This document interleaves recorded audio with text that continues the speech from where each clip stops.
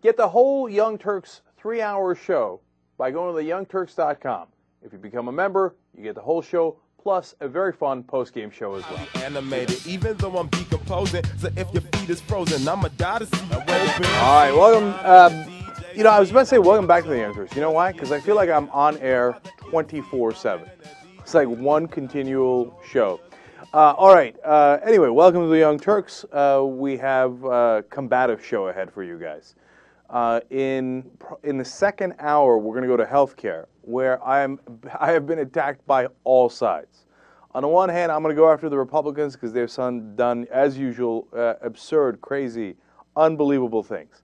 On the other hand, apparently, I am a Republican spy. Did you guys know that? Okay, I'm a sleeper cell. And I hate Obama and I hate the Democrats, and I'm not progressive or liberal.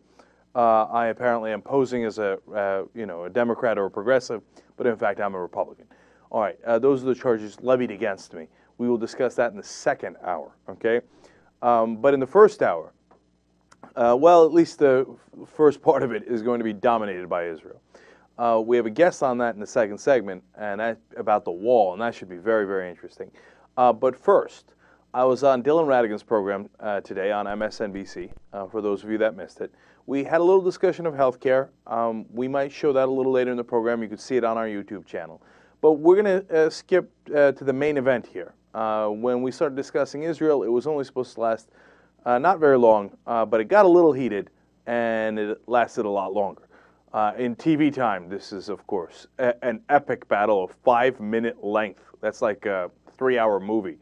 Without further ado, let's get it on. I want to turn to the closed-door dealings between President Obama and the Israeli Prime Minister Benjamin Netanyahu. Of course, the Prime Minister leaving the White House around 9 p.m. last night after 2 different meetings with the President to discuss the settlements in Jerusalem, East Jerusalem specifically. The U.S. opposes those settlements in a part of the city where Palestinians hope to one day have their capital, the Palestinian section of the city. The White House remains tight-lipped about the details of those meetings, not allowing a single photo of those meetings. We were very comfortable with the coverage for last night's meeting. There was no coverage. Not everything the president does is for the cameras and for the press.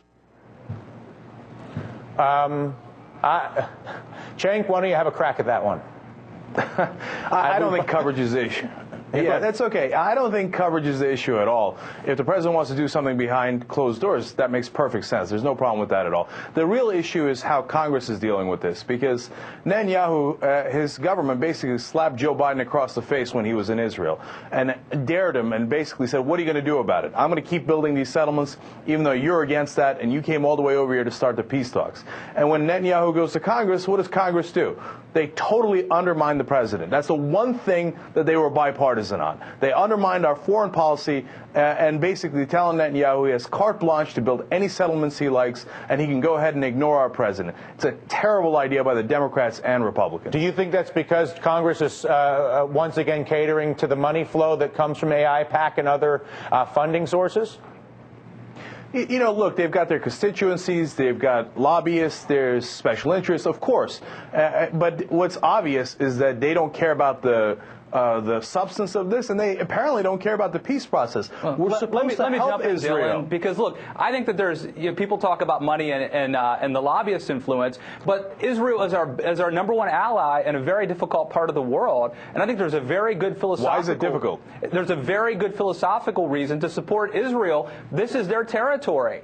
They won it in 1967, and essentially what we're asking them to do is to turn over to their sworn enemies, people who want to destroy them, who don't even recognize that they exist, part of their territory. I think we should stand with Israel on this, and the fact that the United States is openly, I think, undermining our ally in the region, that's the real issue. Cenk, real quick.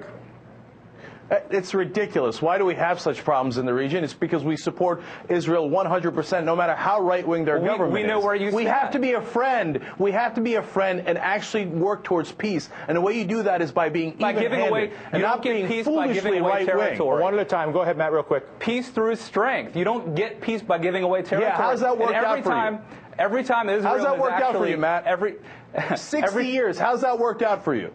Peace through strength. You haven't gotten peace at all. All you've done is more bombings, more oppression, and how'd that work out for you? You got Appeasement peace? does not work. You don't Every have time peace. Israel has continued to give away territory, and it hasn't gotten Really? peace. When? When was the last time that happened? Trust me, every time that they give these concessions, I don't trust you. They're not. I don't trust you at all. Obviously, you don't. Look, we have a deep philosophical difference over this, but I think the bottom line is that Israel's our ally. We should support them. You obviously don't support Israel. That's okay. Well, that's your position. No, that's not fair. true at all. Again, you're lying. It's how you support an ally. I'm lying.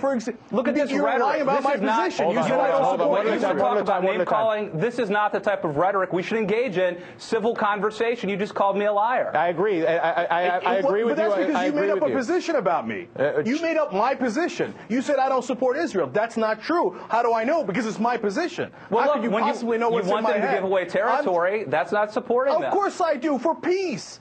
So you want them to be in perpetual war. You hate Israel. You hate Israel because all you want them to do is engage in war for the rest of time. You think that's going to help them? Your rhetoric is out of line. It's typical from, I think, am I out of line? Position. I'm sorry. You are. This is not the type of civilized dialogue we should have in politics. Right. I think we should sit down. Let's have a beer. I'll be honest with you guys. Did Biden civilized? Yeah, is what Netanyahu did to Biden civilized? Matt? Yes, guess what? He runs that country. He is the prime minister of Israel. We shouldn't be telling him how to run his country. And we should run our country. We should run our country. And when Congress, imagine if they did that with anyone else, with other allies, whether it's Turkey or Britain or Jordan or Australia. You think that we should go over there and tell Israel they are surrounded by their sworn enemies who want to destroy them, who don't even recognize the right to exist, and you want them to concede. Turkey's surrounded by sworn enemies. Who cares? That doesn't mean you agree with their government no matter what. Turkey has a right-wing government now. Should we agree with them 100%? They're bordering on Muslim fundamentalism. No, we shouldn't agree with them 100%. Should Turkey give away their territory to Israel? Surrounded by enemies. Should we tell Turkey that they have to give away their territory so that there can be peace? That if they give away, it depends on the context. The Greeks would love to have Istanbul. That might bring about peace. Let's just have them do that. Let's send Biden. I'm going to jump in here because I'm going to jump in here. I will say that in the history of Mix It Up, it has never been mixed up as well as you two have been mixing. All right? Listen, that was take that as a compliment. I appreciate both of your passion. Yeah, apparently I brought it a little bit. I mean, that guy got under my skin. You see, if you don't support the right-wing position of the Likud party in Israel and the right-wing position in America, well, then you're not pro-Israel. So I love that. I mean, so I turned it around on him. Because why does he get to do that? All right, if you don't support the left-wing position in Israel, then you're anti-Israel. And if you want them to be in a perpetual state of war, you hate Israel. You don't get to just throw that around because we don't agree on opinions on how to support Israel or America or the region or peace. So, not having it, not buying it, can't play with it, can't win with it, okay? So now, look, let's break down a couple of things. He said, all Israel's ever been doing is giving away territory. Really? When? And he didn't have an answer to that because, of course, they haven't done that for a very, very long time, which is an interesting point because when's the last time they did it? When they made the peace deal with Egypt. And you know what happened? That deal was fantastic. And this proves his earlier point when he said, giving away land for peace never works. Really? Except the time that you did it with Egypt and it worked perfectly. And you haven't had a war with Egypt ever since. You've had economic trade, et cetera, et cetera. By the way, who was the president who did that? Who helped Israel to do that? Right, Jimmy Carter. That's kind of interesting. The best friend of Israel is actually Jimmy Carter because he actually got them peace with a very important, powerful neighbor right next to them that they had endless wars with until Carter negotiated that peace. Okay? Now, his points on Turkey, I didn't get to respond to at the end. Look, it depends on the context. Oh, should we give away Istanbul? Yeah. That happened, what, 500 or 600 years ago, 550 years ago, that the Turks took Istanbul? Is there some peace problem between Greece and Turkey right now where it would be resolved if we gave away Istanbul? He's obviously just throwing that out there as a nonsense point. But actually, there is a real point with Turkey and territory. One, Cyprus. And there are real territorial issues in regards to Cyprus, where Turkey has half of it, Greece has half of it, and the whole world body does not agree with that, right? And they think that it should be joined back up. Now, within that fight, should we say, no, Turkey's an ally, that's it, we support it 100%, Oh, la, la, la, la, la, la, we're not going to listen to anything else you say, no. What if you have a right-wing government in Turkey and that says, oh, I should take all of Cyprus? And remember, when Turkey invaded Cyprus, they took the whole island. They could have had the whole thing. They gave the other half back, right? Not something Israel did. So what? Turkey can say, you know what, I want the whole island. And then we have our entire Congress has to bow and go, yes, of course, sir. Oh, yes, sir. Obviously, sir. Take the whole island, sir. No, that's ridiculous.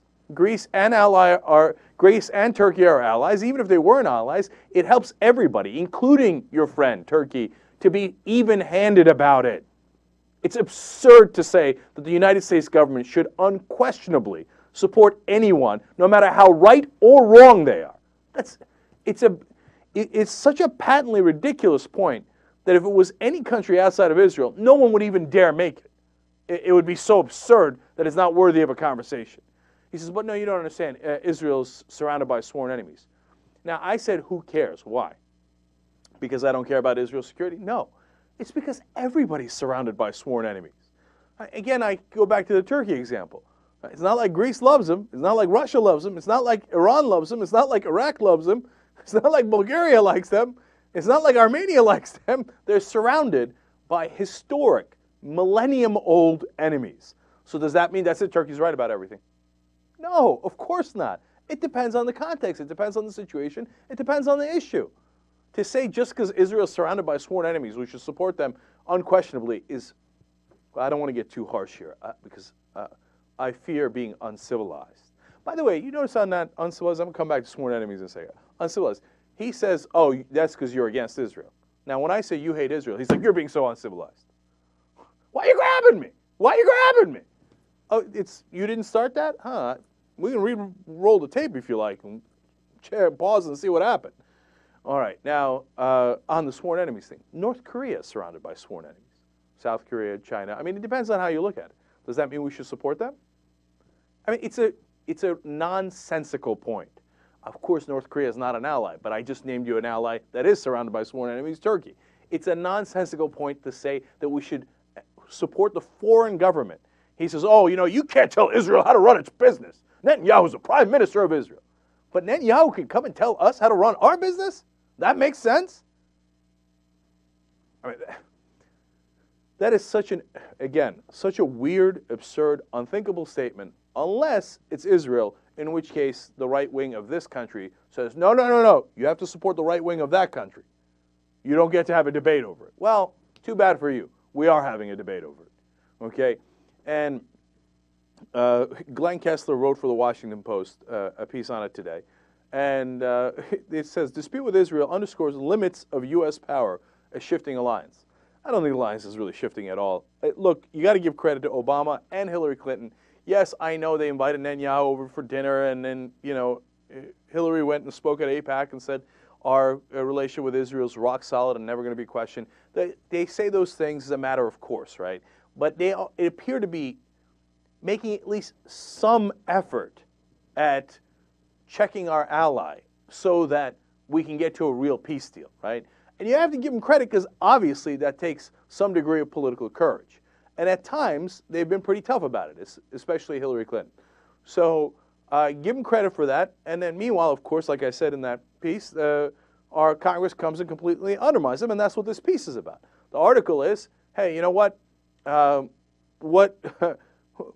limits of U.S. power, think about that for a second. We're the one with a gigantic military.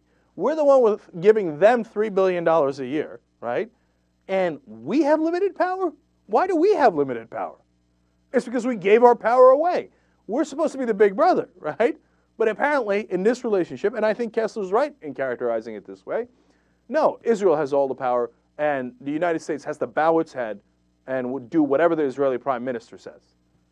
It's as if they're giving us the money and the weapons, and our life depends on them instead of the reverse. And why? Because of what we started that conversation with, because they've bought our Congress. Now, I don't want people to think of that in some nefarious, conspiratorial way. They simply have a lobby that, like any other lobby, like the NRA, et cetera, but they just happen to be a lot more effective, and bless their hearts for it. They're working the system. And so, and the problem is not with AIPAC. The problem with this is with the system. The system is deeply corrupt. That's why the drug companies can buy them. That's why the banks can buy them. And that's why AIPAC does such an effective job of, co-opting our Congress to get whatever it wants. It's tiring. The whole corruption of our system is tiring. So that's why they don't bother to represent us, care about our opinion. Who cares? Just where do I, pick up the check? No matter whose check it is. All right, now, one last note on this. Yesterday I talked about Christiane Amanpour and how she was selected to, host this week, and I thought that was a great selection, and despite the fact that it wasn't us. And then I referenced Tom Shale's article in Washington Post, which talked about, I don't know, she might have an anti-Israel bias because she was once maybe critical of Israel, although he never stated an instance where she was. He just stated a conservative blog that's against her and claims she's against Israel. I can't imagine any worse evidence. Now, that's pathetic reporting, right? So I talked about it. Well, then today I read Glenn Greenwald has also written about it. And Glenn, as he usually does, went significantly farther than I did. I mean, he went on an epic rant on it. So he pointed out the same exact thing I did, okay, which is, so not only does this guy say, oh, no, we can't have Amanpour as the host because some conservative blog says she has an anti-Israel bias, but remember, she's from Iran originally. What the hell's the relevance of that, right? So Glenn picks up on that. And by the way, in case you're wondering, Glenn Greenwald is Jewish, so what are you going to do, call him anti-Semitic? I'm sure they will. I'm sure they will. And they'll say, oh, no, he's anti-Israel, he's anti-Semitic. Because if you're not right-wing, you're anti-Israel and you're anti-Semitic. It's crazy. And people like Glenn aren't taking it anymore. So he says, you want to talk about people's ethnicities? Here's what Glenn says. Wolf Blitzer is Jewish, a former AIPAC official, and to use Shale's smear campaign formulation, has frequently, quote, been accused of pro-Israel bias. Should CNN bar him from covering those issues? David Gregory is Jewish, studies Jewish texts with a top Jewish educator in Washington, and has conducted extremely sycophantic interviews with Israeli officials. Should his background be cited as evidence of his pro-Israel bias? The Atlantic's Jeffrey Goldberg is routinely cited as America's most authoritative sources on the Middle East, notwithstanding numerous accusations of pro-Israel bias. And even more so, his choice to go and enlist in the Israeli Defense Forces and work in an Israeli prison where Palestinians are encaged. Do those actions, far beyond his mere ethnicity, call into question his objectivity as a journalist, such that the Atlantic should bar him from writing about that region? Jake Tapper, who Shale suggests is an alternative to Amanpour, and who I previously praised as a choice, is Jewish. Does that raise questions about his objectivity where Israel is concerned? And then Glenn then says, you want me to keep going? Okay, because I can keep this up all night long. And then he goes back and finds an old article about that Tom Shales wrote about Helen Thomas. And says, oh, Helen Thomas, her anti-Israel points were not covered in a documentary. What anti-Israel points? And his evidence there? Tony Snow, the press secretary for George Bush, once insulted her by saying, thank you for representing the views of Hezbollah. That's his evidence for why Helen Thomas is anti-Israel, because the Bush administration didn't like her question. And then when asked about Helen, and what other evidence did he offer about Helen Thomas? Her parents originally, she was born in Kentucky, raised in Kentucky, but her parents originally, or one side of her family was from Syria. He's like, oh, well, obviously anti-Israel. That's Tom Shales reporting for you. That's a disgraceful, pathetic excuse for reporting that goes on at the Washington Post. And Tom Shales, and then this stuff I got from Glenn, and I'm so glad he did updates on it. He went and looked at Shales doing a chat on about Amanpour, and apparently Shales called her one of the most overrated and hyped personalities of our day. Now, why? Now, get a look at instead of again bringing any evidence against Amanpour as to whether she ever did bad reporting, like his miserable reporting, or whether she ever actually had any bias at all. No. Instead, he goes in this direction. At one point, he tells somebody, neither you nor I has stooped to mentioning that hair of hers. Yipe. What's the deal with that, as David Letterman might say? That's what you got, Tom? You're against Amanpour's hair? That's why she shouldn't get the job? All right, you think that's bad? Wait till you get a load of this. He also wondered whether ABC will, quote, try to turn Amanpour into Little Miss Politics. Now, what the does that have to do with, I mean, how derogatory is that? Do you get the implication? Little Miss Politics. Why isn't Jake Tapper Little Mr. Politics? Could Amanpour, a woman, do politics? She's been doing world news for 27 years. And because ABC gives her the job, oh, are they going to turn her into Little Miss Politics? I mean, look, if Katie Couric had this image of being bubbly and doing a morning show. I thought the attacks against her were unfair, all right? But at least you can make some argument. She was on a morning show, she was bubbly, right? Amanpour, why, you're going after her gender? Why? Pathetic, man. Pathetic. And this is the Washington Post for you. Protect establishment power. That's all they're in the business of these days. And Greenwald sums up by saying, look, if you don't toe the establishment line, which is a right-wing line, in this country and in Israel's right wing as well, then you're considered to be anti-Israel. But if you have any degree of balance or whatever, well, now, that's it. If you, but if you're pro-Israel, or you have a pro-Israel bias, whether that's true or untrue, or you are sympathetic to Israel or whatever it might be, well, that's not an issue. That's never an issue. That's the establishment line. And if you don't toe it, well, then there are going to be questions about you. Glenn did a fantastic job. You know what? After the show, I'll send you the link to it through Twitter, and so you read it yourself. And I love that he's fighting back. And there's so many people on the left wing now who are not taking this nonsense anymore because they care about Israel, and they care about the region, and they care about peace. And they don't want to deal with this crap anymore and bow their heads and say, okay, the right wing has to win, and we have to have more war, because otherwise I might be accused of being anti-Israel. And it's fighters like this that are going to change this equation. All right, when we come back, more Israel. Young Turks.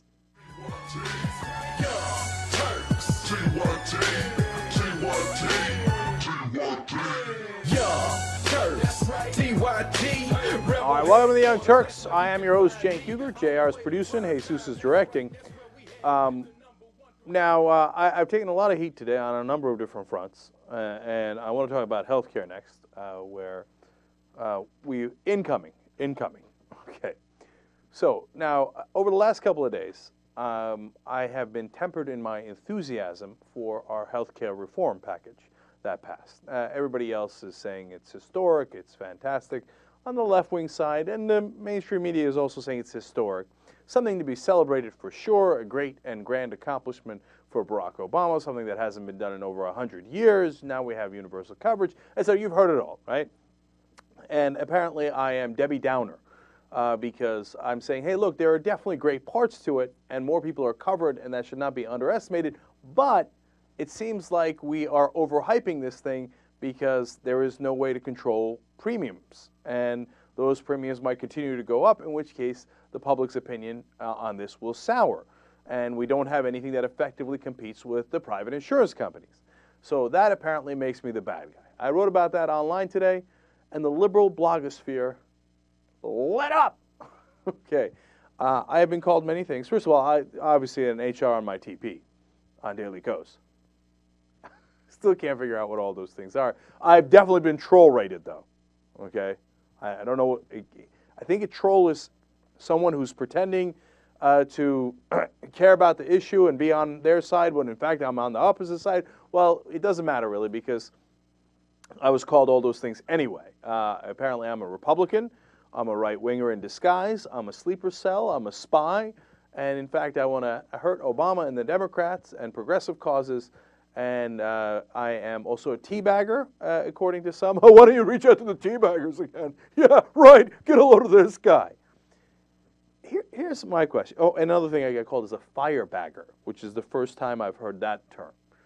I believe that it refers to Fire Dog Lake because Jane Hamstra and those people over there fight really hard for progressive causes, so they're crazy. They're firebaggers. Yeah, right. You want progressive causes. Now, look, let's think about this for a second. a year ago, 77 members of Congress said, or last year at some point, 77 members of Congress said, we will not vote for health care reform unless it has a strong public option. Now, what happened to change their votes? Nothing. Was there a strong public option? Did I miss it? Is it? Huh? No, right? There's no public option. There's no Medicare buy-in. There's no competition for private insurance. The bill didn't change at all. The only way that the bill changed is it got progressively more and more right-wing, not left-wing. How are those people appeased? In any way, policy-wise? No. It's just when push came to shove, Obama said, look, of course I'm not going to listen to you. You're a liberal. I'm going to listen to the right-wingers, and I'm going to do this bipartisan summit. I'm going to give them 4 new concessions on top of the 200 Republican amendments we put in there. But under no circumstances will I give you that public option that you claim to insist upon, right? Now all these people caved and crumbled, as we predicted on the show that they would. Now, we got heat for that too. Do you remember that? When I said, oh, they're not good. They don't want the public option. They're not going to put it in there. So you don't know what you're talking about, man. Obama really wants it. I love Obama. He tastes so good. All right, great. Oh, what happened? Oh, right. I was right. There is no public option in the bill, and he fought against it tooth and nail at every step of the way. Funny how that worked out, right? So now when I say this bill is too corporate friendly, too much in favor of the special interest, now all of a sudden, just because the Democrats passed it, I'm the bad guy and I'm a Republican. Okay, that's absurd. And look, if that's the way that people feel about it, and they think, Democrats, I got a D on my helmet, I rock, yeah, Democrats, whatever you do, I'll sign up for it, whatever you do, I'll sign up for it. Well, then go elsewhere, because that's not this show, okay? The Democrats ain't my uncle, I don't give a damn about them. What I care about is policies that make sense. And in this case, a much more progressive bill would have made a hell of a lot more sense. Instead, what we got was a watered-down, weak bill that got no Republican votes anyway, exactly as we told you. Now, if you were going to get no Republican votes, why didn't you just make a stronger bill anyway? Because they never wanted a stronger bill, because they cut deals with all those companies, all those industries, drug companies, et cetera, et cetera.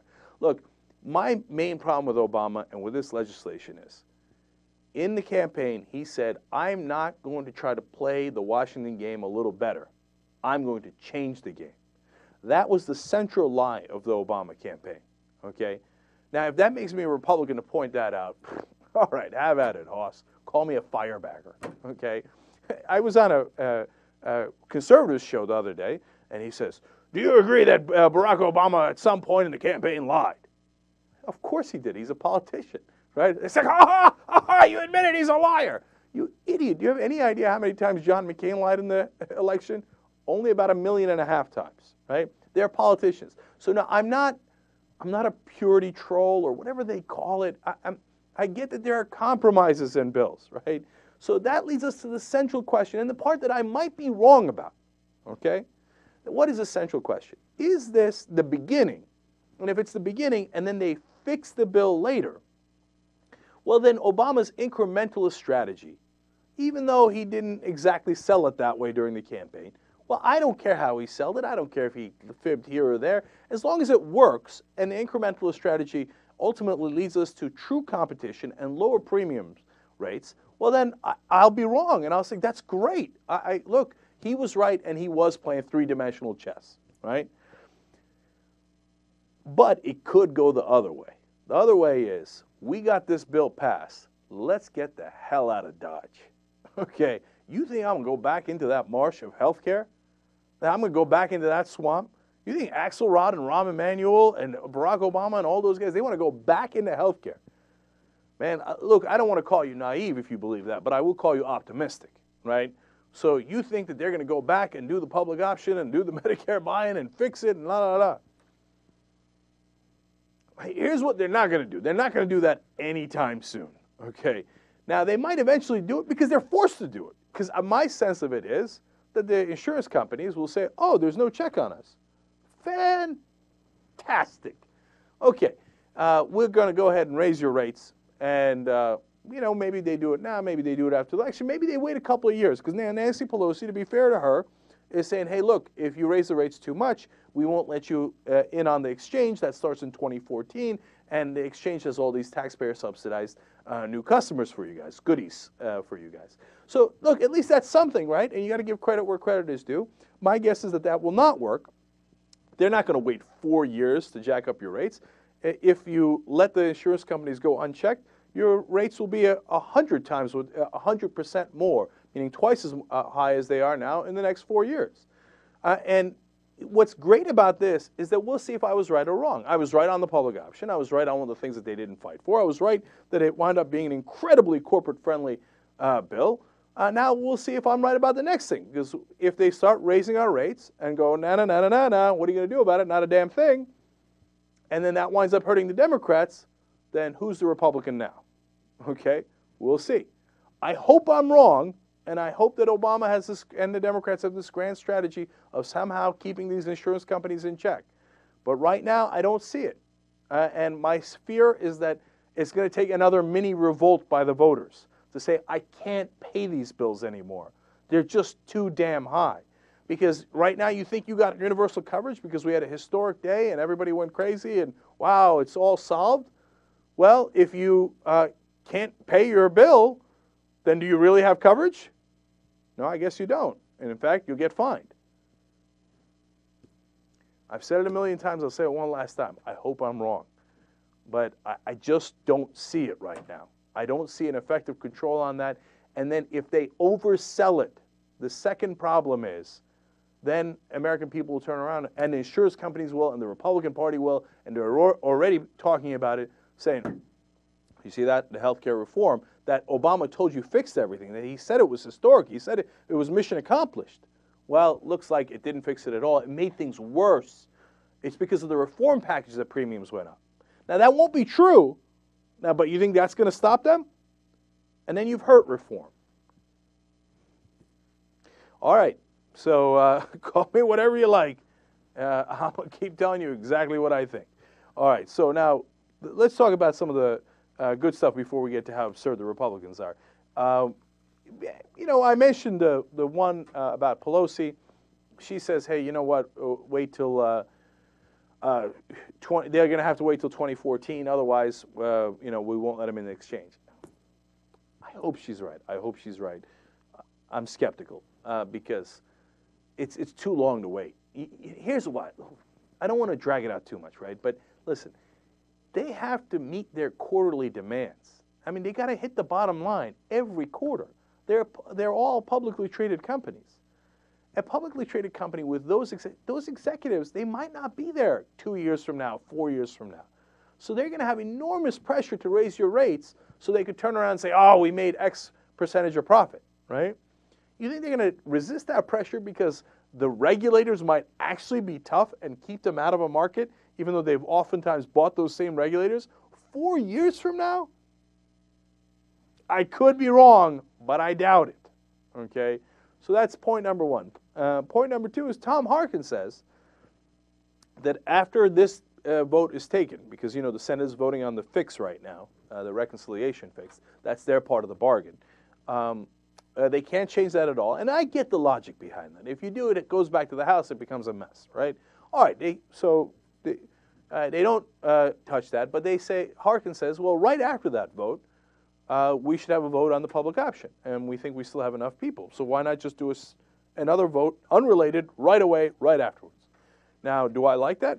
Are you kidding me? That's my idea. Of course I love that, right? That's exactly what I said on the program yesterday. That's what I've said before. Okay, don't mess with what you have now. Just have the vote immediately after on just one thing, public option, which you can obviously put through reconciliation.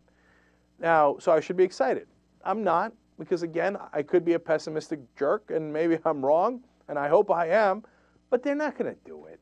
I mean, even if Harkin introduces it, they're going to find some excuse. The parliamentarian is going to say you can't do it, or there's going to be too many conservative Democrats in the Senate, or the blue dogs in the House, or this or that, and they're going to give you a million excuses.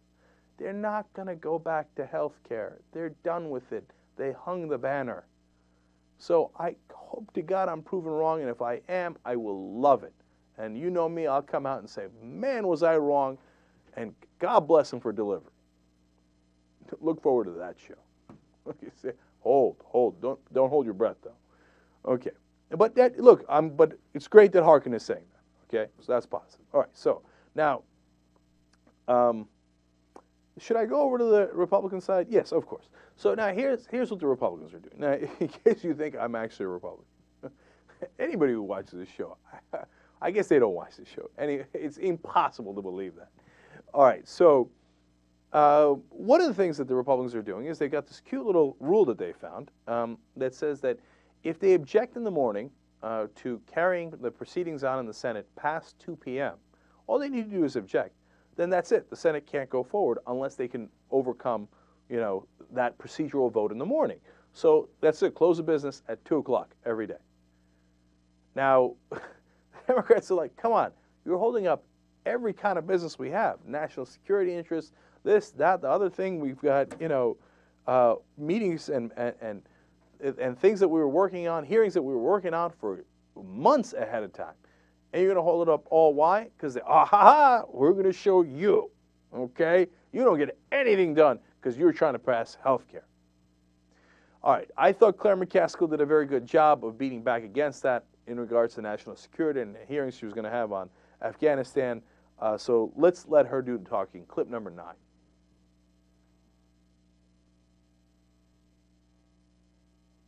But I rise this afternoon just to take a couple of minutes to talk about a new low of obstructionism, taking game playing to a whole new level. And 10 minutes, I was supposed to convene a hearing on the contracts for police training in Afghanistan. Now, this is a very important part of our mission in Afghanistan, is the training of local police departments. There was a witness that's going to be there from the State Department, a witness there from the Defense Department. The Inspector Generals were going to be there. And just last week, GAO wiped out a contract that had been let on police training because of problems in the way the contract was competed. So this hearing was timely and it's important. We cannot succeed in Afghanistan if we do not have effective police training. And these contracts are problematic. The State Department is supposed to be overseeing it. We have hundreds of millions of dollars that's not accounted for. So what do I find out this morning? The Republican Party is not going to let us have the hearing? What in the world? Why in the world are we not being allowed to work this afternoon? Why in the world are we not able to ask questions at a hearing in a few minutes as to why the police training is not going well in Afghanistan and how we can do better? Our men and women are over there and they are at risk if we don't get this right. I don't get it. I don't get what the purpose of saying no is. I don't get what we accomplish. We're sent here to work. We're paid by the people of this country to work. And the idea that I had to call these witnesses and say, go home, because the Republicans won't let us have a hearing? Somebody's got to explain this to me. Disagree with us. The majority's Debate. 30 minutes has expired. Vote no, but let us work. There's a lot of ironies here because the Republicans say, oh, the Democrats shut us out and won't let us take part in the process. And then, of course, the Republicans shut down the process. Then they said, we want more transparency. They were having hearings on transparency when they shut down the Senate. So there's a little bit of irony there. Senator Tom Carper was holding hearings on Senate Homeland Security subcommittees. So that's Homeland Security, shut down. And now Carl Levin was also asking for unanimous consent to continue on these foreign policy hearings. And Senator Burr is going to say, hey, look, I'd love to do it, but no. Let's watch clip number 10. Madam President, I make this request as chairman of the Senate Armed Services Committee. I would note that this unanimous consent request is supported by my ranking member, Senator McCain. We have 3 commanders scheduled to testify this afternoon. They've been scheduled for a long time. They've come a long, long distance. One of them has come from Korea. One of them has come from Hawaii. And I would therefore ask unanimous consent that this previously scheduled and currently scheduled hearing of the Committee on Armed Services be allowed to proceed and that we be authorized to meet during the session of the Senate. Madam President. Is there objection? Madam President. Senator from North Carolina. As a member of the committee, and I side myself with the chair and the ranking member, that I have no personal objection to continuing. There is objection on our side of the aisle, therefore I would have to object. Personally, I mean, I love what you're saying, and I'd love to respect the commanders in the field, but no. Well, then no, you don't personally think that. You think the opposite. That's why you just objected, right? You're part of the majority that is objecting to every single thing and shutting down these hearings. Well, you don't want to hear from the commanders? Is that what you're telling me, Republicans? Look, like Claire McCaskill said, look, have the votes, vote no, but you can't stop all business. I don't think it helps them. I think it hurts them. I think they look obstructionist. They look petty and ridiculous. This thing is over. They know it's over. Now they're just dragging out all business. It's not like this has any chance of working. It's not like the Democrats are going to give up and go, oh, yeah, we had to end the hearings at 2 o'clock, so that's it. You win. We won't do the health care fix. No, it's childishness. All right, more of the hell no Republicans when we return. Young Turks. Living a life like a backstreet dream, telling my lies when the truth was clear. I think she knew what I wanted to hear, spin them around. Like all right, back on the Young Turks. Everybody remember to vote for us on the Streamies, right? Everybody's remembering that? You go to vote.streamies.org. Too easy, once a day. I've done it, obviously, 2 or 3 times now, I guess, since it's been announced, twice. It is literally the easiest voting I've ever done. You go, as soon as you go there, you see our name, you click on it, that's it. There's no emails, no nothing. Too easy. Are you telling all your friends, Anna? I am telling all my friends. I have a friend actually on Facebook. His name is Ben Mank. I'm not kidding. Or Ben Main. I might be wrong. Whatever. Oh, but it's not our Mank? No, it's not Ben. Hell no, it's not our Ben. But it's a Ben. It's a Ben who listens to the show. Anyway, he said that he has 30 different computers at his workplace, and every day he votes on each computer once. And I just want to tell him I love that. Like, that's awesome. Okay. Well, not that we're condoning that. In fact, I denounce and reject those tactics. Okay. And meanwhile, I tell my wife, I'm like, hey, you got to vote for us, send it to your friends. She's like, what do you need me for? You got the TYT Army. That's true. TYT Army is too strong. She's like, they're too strong. I'm like, but you're my wife. You got to vote for us. That's ridiculous. She's like, okay. By the way, the person least likely to vote for us, Ben Mankiewicz. I mean, the guy is like, you break an arm and a leg trying to get the guy to give you a call back. Right. Here you're going to go to vote. It's the easiest thing in the world, but if you tell him, we had a discussion about how he doesn't want to sign up for any social networking sites because he'll feel like that's another obligation he has, another way that people are going to pester him about responding back. So he's like, no, I don't want Twitter. People are going to ask me why I didn't tweet them back. Or no, but he's actually a little right about that because I get a lot of Facebook pressure. I'm not really on Facebook. Like, I signed up, I have some friends, but I never check. It's the wall and the poster and the this and that scares and confuses me because I'm Grandpa Jank, and it's too much pressure. But meanwhile, people keep writing on my wall. And I'm thinking, stop writing on my wall. Then I have to respond to your wall or something, and I'm not going to do it, and I feel bad. All right, anyway, let's thank some members. Oh, by the way, during the break, I found out Anna's a firebagger as well. Aha, I just outed you. Firebagger! All right, don't get me started again. All right, let's thank some members. Let's go with Zad's here. Member number 910, Sheila Campbell. Sheila, who doesn't love you? You joined up all the way in August 27th of 2008. That's quite a while back now. Look at this. Let's go to Roshan, member number 1859. Roshan Soki. That's November 9th of 2009. Roshan, you kick ass as well. Members make this show the kick-ass independent show that it is. And today in the postgame, we'll have some political clips for you guys, and then probably some racy stories as well. So, what's next? All right, let's start with Leanne Rimes. Turns out that Leanne Rimes dated Tiger Woods briefly before she got married at the age of 22, a gentleman by the name of Dean. There's a picture of Tiger Woods and Leanne Rimes right there. Man, this guy's a dog. I'll tell you what. I mean, when they were dating, she was 19, okay? Yeah. Now, the thing is, her dad was really upset at him for dating her when she's so much younger, that it made me think, was she really 19 when they were dating, or was that a convenient date that they give us?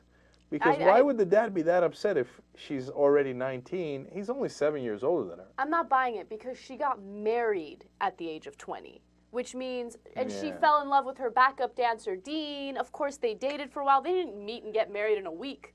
So I think that she was even younger than that. And yes, Tiger Woods is a dog.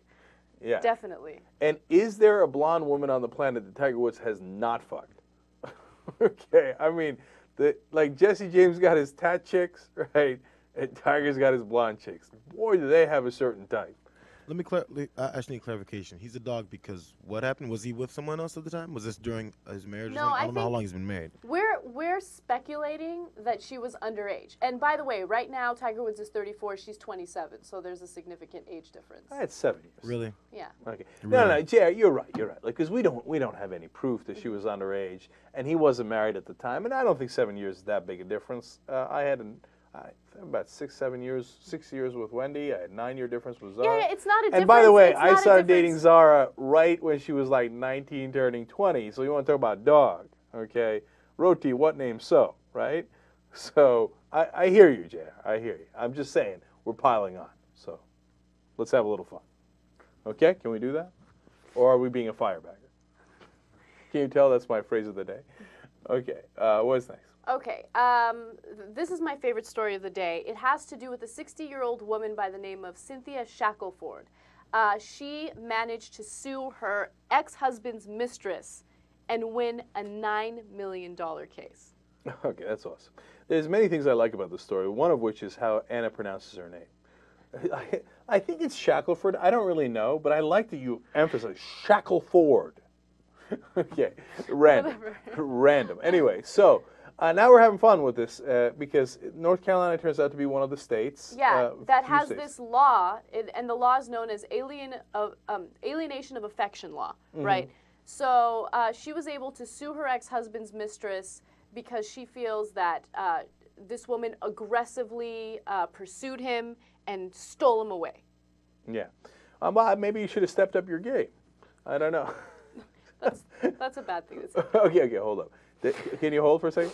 Dude, look at the lawyer's tie. That's what you got out of No, this. I know. That's Shackelford over there on the left. And then the lawyer, I mean, has there ever been a bigger clown tie in the history of ties? Okay, that's the kind of tie Glenn Beck would wear. That is a pretty bad tie. Okay, I'm like, do. Okay, all right. Now, having put aside all the random stuff, look, you like this story. No, hold on. Yes. You're going to prejudge. A lot of people prejudge because I tweeted this out, right? Okay. Before you prejudge, I think this is ridiculous. Yeah, first of all, yeah, I like the strike back, all right? You want to slap the mistress around in the, backstage and everything, that's fine. I have no problem with that. But you can't sue the mistress for $9 million. The mistress, yeah, she's a little questionable when it comes to character, but she didn't do anything wrong. Your husband did something wrong. Okay. I love the idea of slapping the mistress around a little bit. Like, you maybe get her on your knees and you spank her. You go, you've been a bad girl, a naughty girl. Have I gotten a little carried away with this story? All right, anyway, so then, but you're right, of course, ultimately. I mean, she says she collected all these emails, all this correspondence where the woman was being seductive and lured her husband in. But look, that's your husband's job to keep his Johnson in his pants, okay? And what, it's not his fault because she was being seductive? No, that's ridiculous. And its judgment is ridiculous. I mean, it's $9 million, wow. Yeah, I mean, she was shocked by it. We just showed you that little thing with Good Morning America interview. She's like, I didn't see that coming, man. The jury just gave me $9 million. I'll take it. Now, the mistress is saying, I don't have $9 million. I don't know how I'm supposed to pay this. Sometimes the juries get carried away because there's no question. Oh, God, how many women were on that jury? 12. Yeah, 12 out of 12. Women. No. 14 out of 12 were women. Okay, and they were like, all 1, 2, 3, strike back. Right. All together. Like, what do you think? Should we go 2?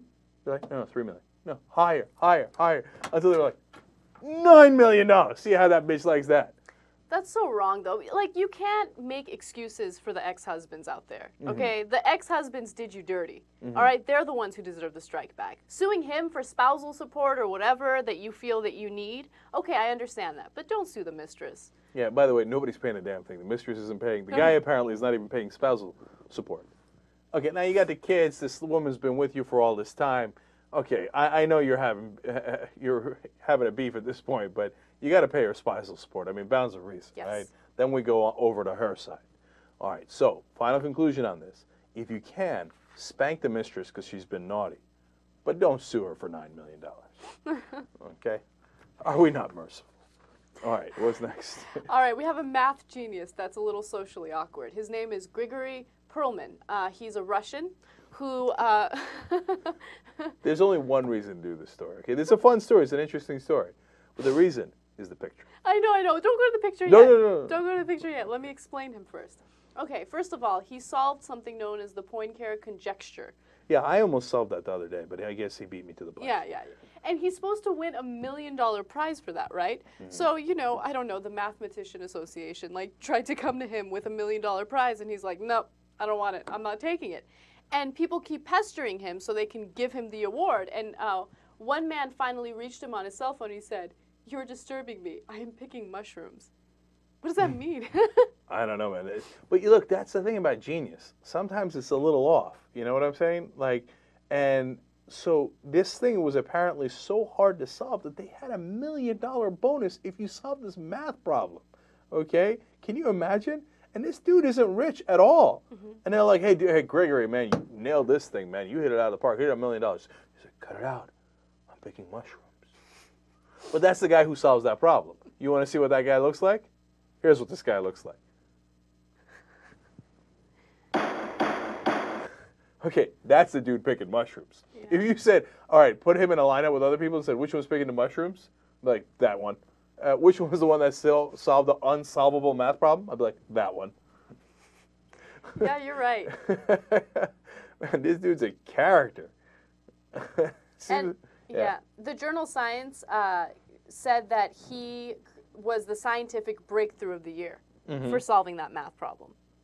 So he's an intelligent guy, but yeah, a little weird. Yeah, he lives in his Moscow apartment with his sister and his mother. It's not like he's, making mad cash. Who turns down $1 million to pick mushrooms? All right, well, God bless his heart for doing it. Look, don't get me wrong, Gregory, I'm on your side, man. You do whatever you need to do. Keep solving those problems. God bless. Go forward.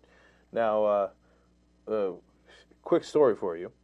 I had a friend who was in high school, wanted to divide by zero, which you can't divide by zero, right, in math.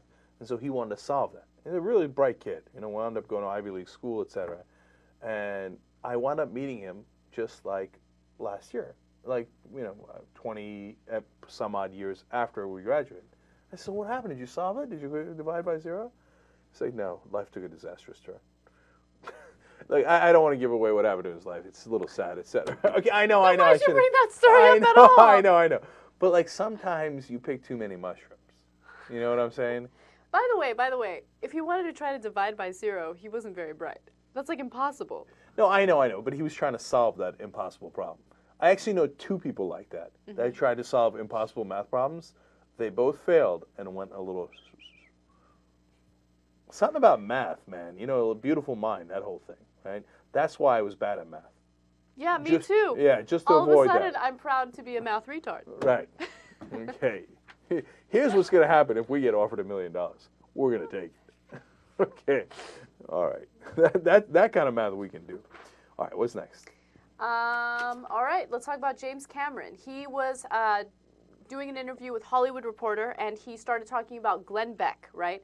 And he had some things to say about Glenn Beck. First of all, he says that Glenn Beck is a fucking asshole. Jesus. Yeah, he was very strong about his opinions when it came to Glenn Beck. I like that. He also said he may or may not be an asshole, but he is certainly dangerous.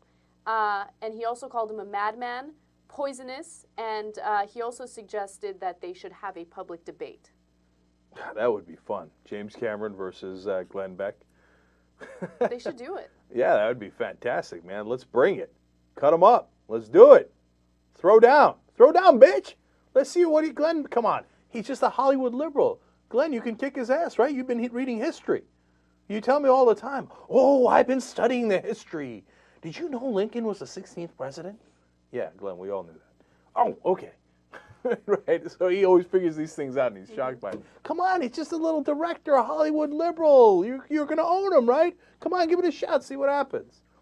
My guess is, I don't know much about Cameron. I don't know much about his political views other than his movies, etc. And I don't know how smart he is or how much he knows about politics. But it doesn't take much. My guess is he's a pretty smart guy and probably pick Glenn Beck apart, is my guess. James, if you need any help in studying up, if you're going to have the debate, not a big deal. Just watch the Young Turks. Not a big deal. All right. I like that. I like that he went after him hard. Yeah, I like that too. And he also talks about people who deny global warming. And he says, I want to call those deniers out into the street at high noon and shoot it out with those boneheads. Man, Cameron's not playing. Yeah. Now, here's, at first when I saw the story, I was like, you know what? That's surprising because usually these entertainment guys don't want to alienate anybody, so they don't make any political comments, right? But then I was like, what am I thinking? James Cameron already has like how many billions in the bank after having the top two highest grossing movies of all time? He gonna be all right. He gonna be all right. He doesn't need Glenn Beck's followers, and he doesn't care if they get pissed at him or the global warming denier guys get pissed at him. Take it up with the Navi. Good luck to you. All right, we will be right back. Sign up for membership on theyoungturks.com and get the whole 3-hour show plus an uncensored postgame.